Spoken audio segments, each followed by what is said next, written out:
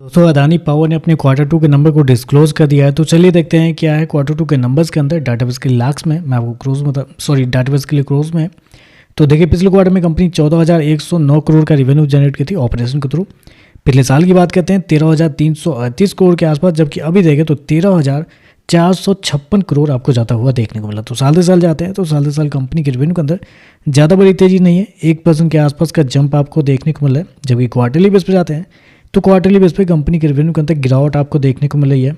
लगभग बोल सकते हैं 4% के आसपास की गिरावट आपको देखने को मिली। लेकिन बेसिकली इस गिरावट से डरना नहीं है, क्योंकि मार्केट का अनुमान भी था कि कंपनी के रेवेन्यू आपको क्वार्टरली बेस पे थोड़े बहुत गिरते हुए देखने को मिल सकते हैं, क्योंकि कंपनी हो गया 13,456 करोड़ का रेवेन्यू इस क्वार्टर में, जबकि मार्केट का जो अनुमान था वो था लगभग 13,800 करोड़ के आसपास। तो मार्केट का अनुमान था कि कंपनी का रेवेन्यू 13,800 करोड़ के आसपास देखने को मिलेगा। कंपनी हो गया 13,500 करोड़ के आसपास। तो आप कह सकते हैं जितना मार्केट का अनुमान था उसके आसपास या उससे हल्का सा कम आपको देखने को मिल रहा है। चलिए कंपनी खर्चे क्या है वो देखते हैं। तो देखिए पिछले क्वार्टर में 10,369 करोड़ खर्च किए थे, पिछले साल 9,928 करोड़, जबकि अभी देखें तो कंपनी खर्चे 10,341 करोड़ आपको जाता हुआ देखने को मिला। तो खर्चे भी देखें तो खर्चे भी कंपनी के ठीक है कंट्रोल में ही आपको देखने को मिले, थोड़ा सा ज़्यादा देखने को मिला है। लेकिन बेसिकली इस पावर सेक्टर की जितनी भी कंपनी है उसके इस क्वार्टर में ऐसा ही परफॉर्मेंस आपको देखने को मिला है। तो खर्चे थोड़े ज़्यादा हैं, लेकिन चलिए कंपनी का प्रॉफिट क्या निकलता है वो देखते हैं।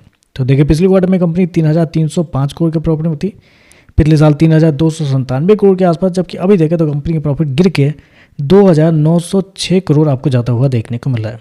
तो साल से साल जाते हैं तो साल से साल कंपनी के प्रॉफिट के अंदर लगभग 13% के आसपास की गिरावट आपको देखने को मिली। जबकि क्वार्टरली बेस पे जाते हैं तो क्वार्टरली बेस पे भी कंपनी के प्रॉफिट के अंदर 13% के आसपास की गिरावट आपको देखने को। तो कंपनी का प्रॉफिट देखें तो आपको साल से साल क्वार्टर गिरते हुए देखने को मिला है। हालांकि यहाँ पे थोड़ा सा मार्केट का अपोजिट एक्सपेक्टेशन था, क्योंकि कंपनी हो किया 2,906 करोड़ के आसपास का प्रॉफिट, जबकि मार्केट का अनुमान था 3,400 करोड़ के आसपास। तो प्रॉफिट देखें तो प्रॉफिट आपको बिलो एस्टिमेट आपको देखने को मिल रहा है। चलिए कंपनी का मार्जिन क्या निकलते हैं वो देखते हैं। तो पिछले साल कंपनी का जो मार्जिन था आपका 13.99% के आसपास था। पिछले क्वार्टर की बात करते हैं तो पिछले क्वार्टर में कंपनी का मार्जिन 23.42% के आसपास, जबकि अभी देखें तो कंपनी का मार्जिन गिर के 21.59 आपको जाता हुआ देख लो। तो मार्जिन देखें तो मार्जिन भी आपको साल से साल क्वार्टर गिरते हुए देखने को मिला है।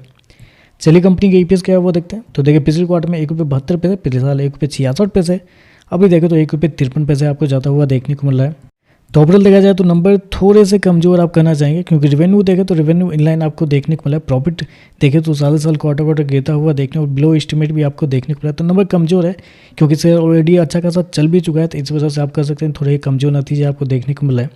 तो देखते हैं इस पर मार्केट कैसे शेयर करता है। वीडियो पसंद आए तो लाइक कीजिएगा, साथ में साथ चैनल को सब्सक्राइब जो कीजिएगा। धन्यवाद।